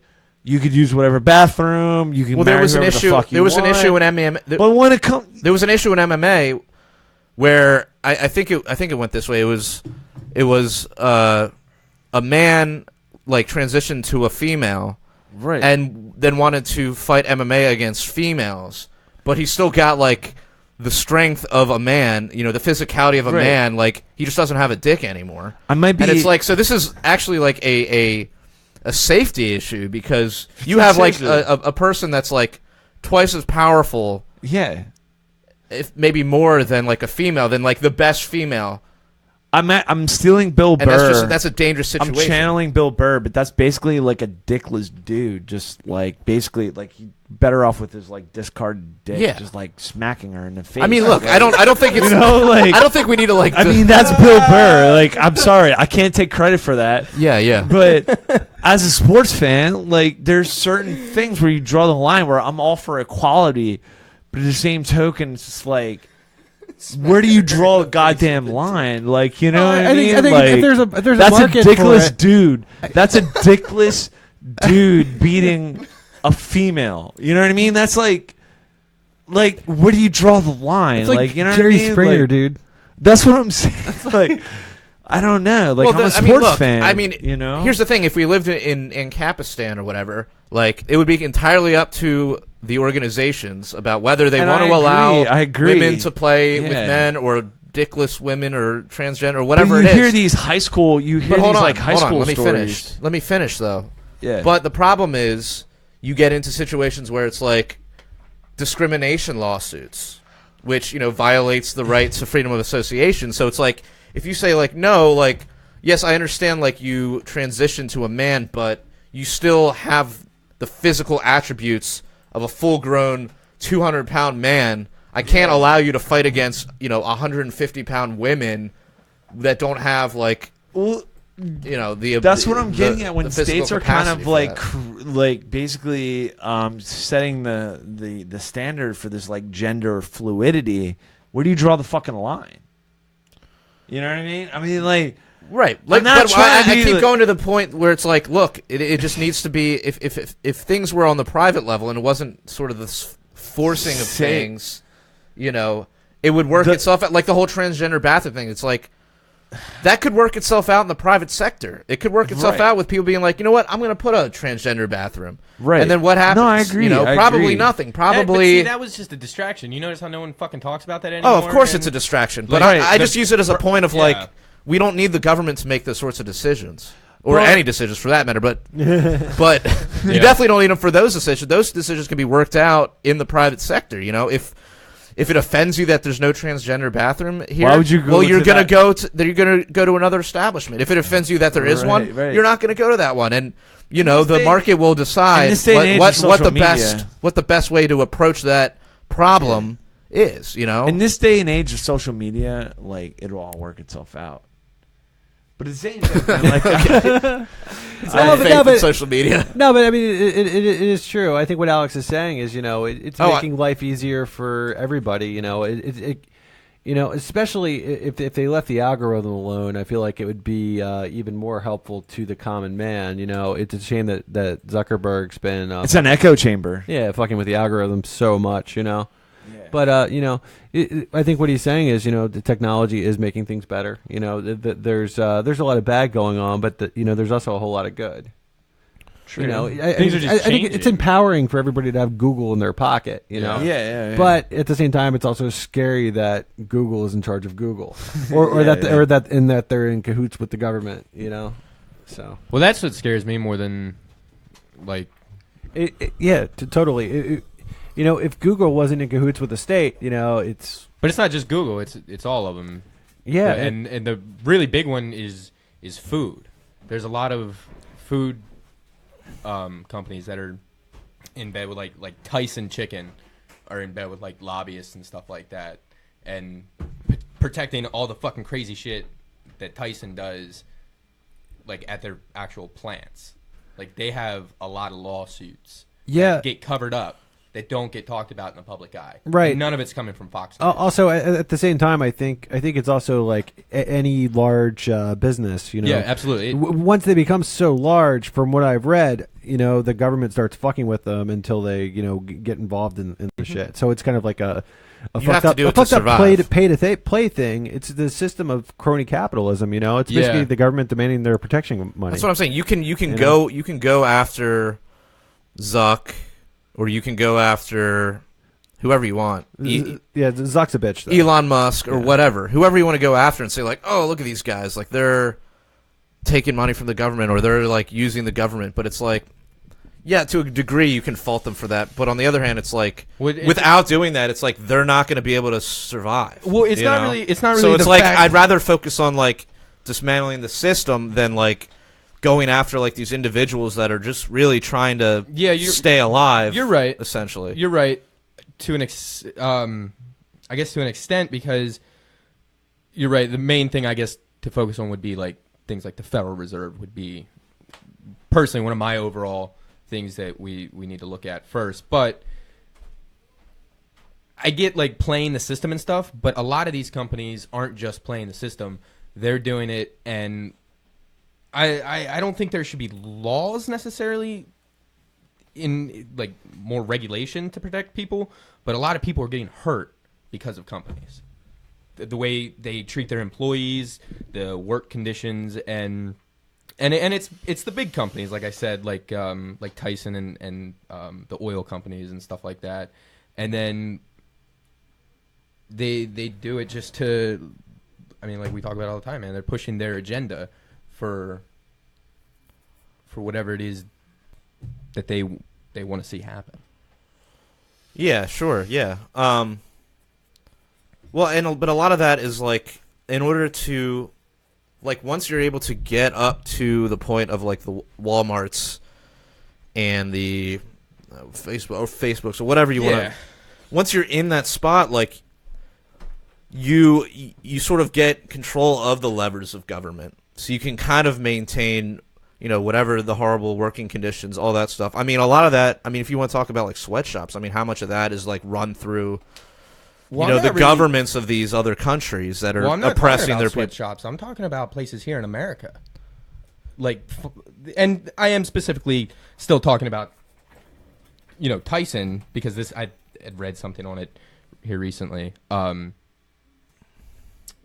bad working conditions for their employees. Well, not only employees or their chickens, but the chickens and I mean they have pigs too. Well, yeah, but I mean that gets into like animal rights issues, which is that's what that is. But a different. There was rumors that like workers weren't allowed to like take bathroom breaks, and some people would wear fucking diapers because they were not allowed to leave their post to go to the fucking bathroom. Yeah, I mean that's ridiculous. And it's things like that, and they're doing it to cut costs. Because they're in. But then you have to ask yourself, why are these people working for these companies? Why aren't there better options available for them to work? You know, it's because, and that's a whole other can of worms that you have to go into. It's like, all right, why is this the option? Like, obviously, praxeology teaches us. Do you know what praxeology? No, I it's don't. like Mises' theory of human action, which is basically, people. So where it would apply here is, so basically by working at this industry or this company, you're basically saying that that working there is preferable. Jesus Christ, is preferable to either working somewhere else or not working at all. But you also have to keep in mind, a lot of these places are like rural farm areas. So a lot of the jobs are manufacturing jobs, which have either, one, they've gone away, but I think the bigger issue is just our tools have changed. We have machines now, so those jobs don't exist. There's different jobs now. Yeah. There's jobs to run these machines. Yes. Well, you need further education for that. Not everybody does that. So some of the only places to work in some of these areas are Tyson chicken farms, and they'll pay more than minimum wage to get you in and throw you a yearly 50-cent raise to keep you hooked, and maybe give you incentives to stay there. But I'm saying look, I'm not saying like they shouldn't treat their people better. I think it's retarded that, but I'm just sort of just pointing out the fact that like why is this farm so successful? Why is Tyson so successful? Why are there no other competitors in the area that are doing the same thing that can employ these people? Well, because right? And so that's what I'm saying. Like, it always, in my opinion, comes back to some sort of intervention in the marketplace. Not to say that the market doesn't often fuck up and like have some horrible shit going on in it. I'm not going to say that at all. But what I am saying is that a lot of this shit. Wow, thanks guys. You went and got fucking food and you didn't bring any for us. You guys were talking. We don't want I got to get ready to get out of here anyway. It's almost 10 o'clock. Yeah, I should probably get rolling too. But no, all I'm saying is like I'm not letting Tyson off the hook, and I'm not saying like, well, whatever. These people, at least they have a job. Like they don't deserve to be treated well. I'm saying like, let's look at the root causes instead of just saying like evil corporation. Corporations are just inherently evil. Yeah. Let's look at the fact that like these companies are getting entrenched because of, I'm sure they get a bunch of subsidies for their chicken farms, right? Yeah, I'm sure they do. And like the corn that they feed these chicken, that's all fucking subsidized. That's part of the big issue too. Is not only are they like doing all these things, they don't treat the animals right, but they also fucking pump full these things. It's to the point where it's almost not even food anymore. It's food-like products, and it's fucking like. It's pumped full of steroids, and like you said, like, they're not healthy animals, so you're not getting healthy it's trying food. To differentiate between like corporatism and capitalism. Yeah, right. That's what. Yeah, that's the shame of it. Basically, the point I'm getting at. Well, so like, you basically have like this isn't a failure of capitalism. This isn't a failure of like, this company got really big by just producing the best product and treating its employees the best. No, they got there because they managed to buy whatever contracts they needed to at the right times with the right. Government protected institutions, and now they're Tyson's Chicken, and they control whatever percentage of the monopoly. Yeah, and it's like they've been able to. This isn't capitalism. This is cronyism. Niche out like a little monopoly, like a little fiefdom. Yeah. Yeah, and that's what's hard to like convey to individuals. Like, case in point, like. Well, I think Jared actually just did a really good job where it's like these companies, they didn't get there by like being this capitalistic company that that provided the best possible service at the best possible price. I think that's a like good Xfinity. What about it? Fuck them. But that's what I'm saying. Like, I don't know about Xfinity. Well, what I'm saying is like that's they just for the vast majority of people in Baltimore. That's your only fucking choice. Yeah, like you're telling me in this day and age, that's your only internet cable. Well, the problem is provider. For things like FiOS, they actually have to go install like a new cable. It doesn't take much. Yeah, but the fact is actually getting them down there to do it. Yeah, but how much of that is also like licensing? Probably a lot. Like how much of that is like how much do they have to pay the city of Baltimore to run fucking fiber optic cable? That's what I'm saying, man. Like all these barriers to entry that are like denying consumers of options, which basically. Here's the thing. I'm sorry. Keep going. I had a thought about what you were saying. No, but like all I'm saying is just like when you talk to individuals, the things we're talking about right now is like they have this misconstrued ideal about like capitalism. Case in point, like I teach part-time at a makerspace in Baltimore called The Foundry, and one of my coworkers, and we have good conversations. Remind me to ask you about that when we're done. Yeah, she does embroidery, and she basically was just like embroidering like pillows that said like subvert capitalism, and I'm kind of like, but she's selling them to people, right? Exactly. So I was kind of like, do you mean corporatism or capitalism? And she's like, well, I think it's kind of chicken before the egg, and like just kind of gave me this like she doesn't know what she's talking wonky, artsy kind of like, I went to Micah, maybe I graduated, maybe I didn't. Like I had some commie professor. I think like I've never really, I don't know what the fuck I'm talking about. Like I've been indoctrinated, like, and like I clearly made it just like I distinguished between like, what do you mean, like capitalism or corporatism? Like corporate, like there's a difference, I think, But of the fact that you're selling something that literally says like subvert capitalism, like I'm just like, ugh, man, like it was like a Simpsons like Nelson moment, like haha, like what the fuck, Yeah. And so that's the toughest thing. Well, at least you can't take that person seriously. But I mean, to be fair, there is just. You can just get into the arguments of semantics and say, like, well, what is capitalism really? Like, I'm for free markets, but I'm not for capitalism. And then it's like, all right, well, what are our terms here? And then so you're already determining, like, the goalposts. But when someone's putting that on a pillow, like, you already know the way they think. They're thinking, they're socialists, they're so leftists. Like, they're not like a left libertarian, like, actually, I'm more pro free markets. I just don't like the idea of capitalism. Like, why? That's not what this person is saying. That right? wouldn't fit on the pillow. I don't like. think. Yo, for real. Yeah. Like for real at Artscape today. At Artscape today, there was all these commies. And they published this article in Baltimore. It's called The Spark, and they're all like. So I'm leaving, and I had a beer can, and I wanted to recycle it, but there was no there's all trash cans. But I was like, but they had their whole stand there, like collecting money for their commie newspaper. And I was like, oh, you should have a recycling bin here. You could make a lot of money off of all the recyclables, and then that could go to your organization. Dude. The guy was like, but then we would but the guy was like, he literally said but then we'd be supporting capitalism. And I said, yeah, exactly. And then I just walked away, dude. And I was like, you're speaking of retarded government. / it's probably a government program. I didn't look into it, but there's that whole Beautify Baltimore thing. Oh, dude. Which I'm like, dude, why don't you put some fucking trash cans on the streets? Exactly. Don't fucking talk about it. Dude, I'm walking up Charles Street. Yeah. And I'm looking at the road, and it's just covered in trash. And I'm looking at the sidewalks, and it's covered in trash. And I'm like, there's no fucking trash cans out here. Dude, this might incriminate me. And it's like, if you're going to put the government in charge of the fucking sidewalks and in charge of the streets, then they should be fucking in charge of putting goddamn trash cans in the streets that people can use. Like every other goddamn city. Yeah. Dude, this might incriminate me, but I'm right on the city-county line, and I walk a block, and I'm in the city, and there's these 2 softball fields by this bar, and there's a lot of leagues in the summertime. Mind you, they have all these signs clean up after your dog. Wait, which park is this? Hollabird? Yeah, Fort Hollabird. Yeah, I play there. Oh, okay, cool. Yeah. Yeah, like there's signs fucking everywhere, but there's no goddamn trash cans. Yeah. So I took my dog down there, and we're like running around, having a good time. Everything's great.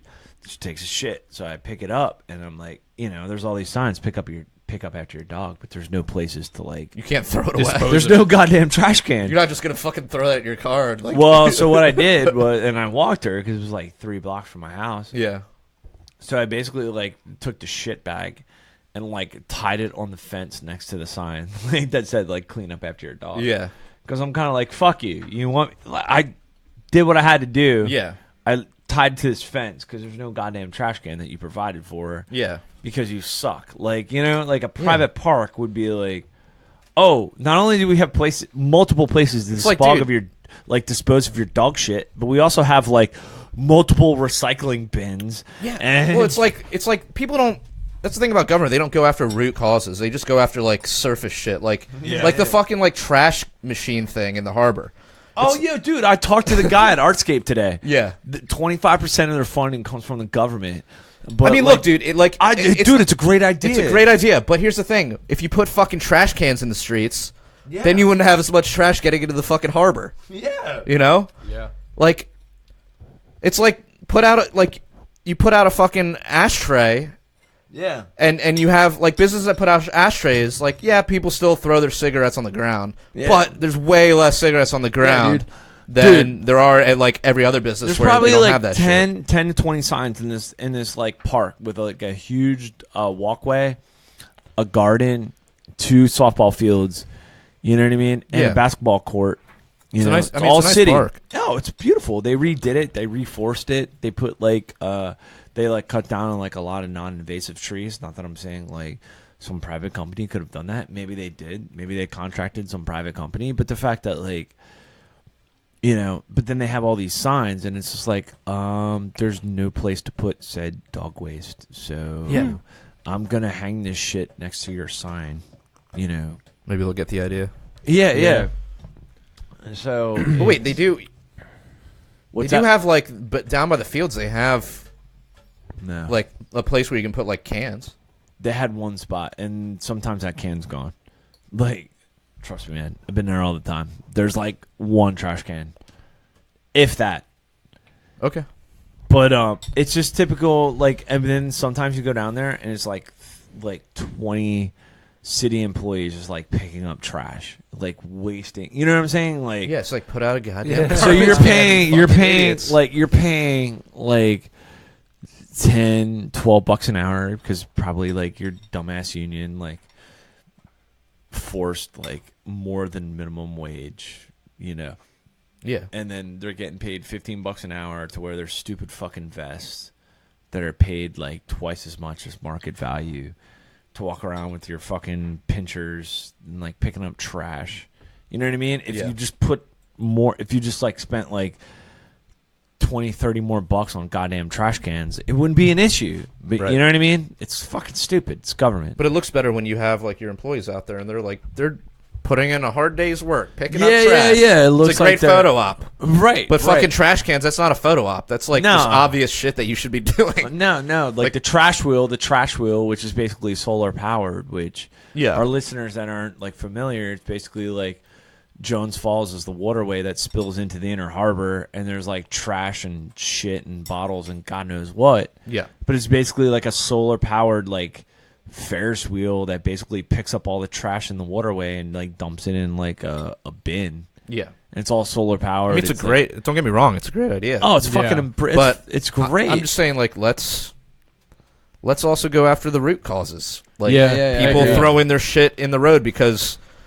I mean, look, I don't throw my shit in the road, but I'm not everybody. And, like, people are lazy and inconsiderate. Yeah. That's just how people are. So it's like, if you can give them some receptacles where they can be like, I could throw it in the road like I normally do, but there's this fucking giant bin here, and, well, maybe I'll just put it in there, It's like me, it's like me with cigarette butts. Like, I'll be honest, like, I'll throw cigarette butts on the ground. Yeah. But if you have a fucking place for me to put it, I will 100% of the time put it in that place. Yeah, you know, definitely. All right, so I think that's about all for this week. I'd like to just remind people that we have T-shirts over at libertariancountry.com, and if you type in the code PRL or the code PRL Podcast, you'll be able to save 10% on said shirts. Also, we have a website, thedailyliberator.com, and we're always accepting article submissions, so if you have something to say, and it's of the libertarian mindset, you know, we want to help you get it out there. We want to help build this community. So hit us up on there, and until next time, live free or die.